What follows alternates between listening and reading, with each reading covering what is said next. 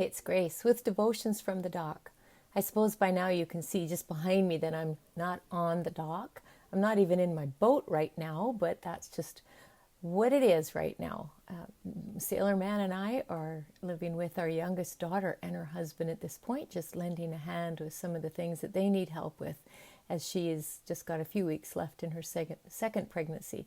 And we're excited that we are able and available to be able to do that for them. So devotions from the dock, but not quite from the dock, if you know what I mean. Today, I want to give you this verse that's been so meaningful to me. It's Colossians 3:15, and it says, "And let the peace that comes from Christ rule in your hearts.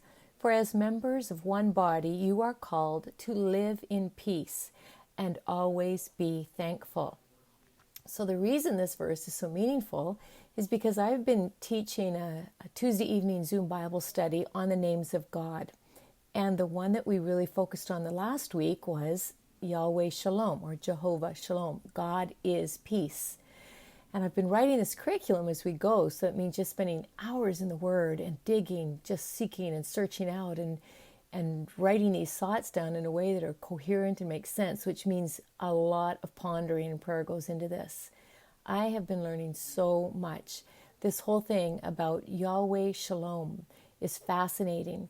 And what I'm encouraging the women in the group to do is to spend a week meditating and pondering on certain scriptures. So this scripture was one of them.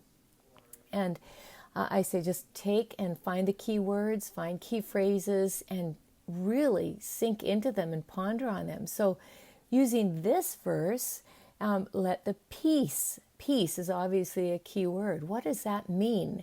Well, it doesn't just mean absence from strife or stress or tension, but it really does mean being at harmony with God, being complete on the inside, being well on the inside. That's what shalom is all about.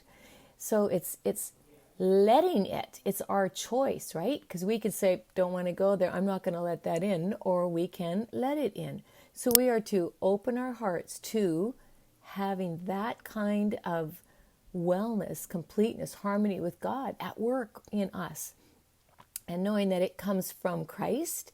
It doesn't come from circumstances. It doesn't come from how much money you have in the bank. It doesn't come from anything other than Christ. It is a gift from Him.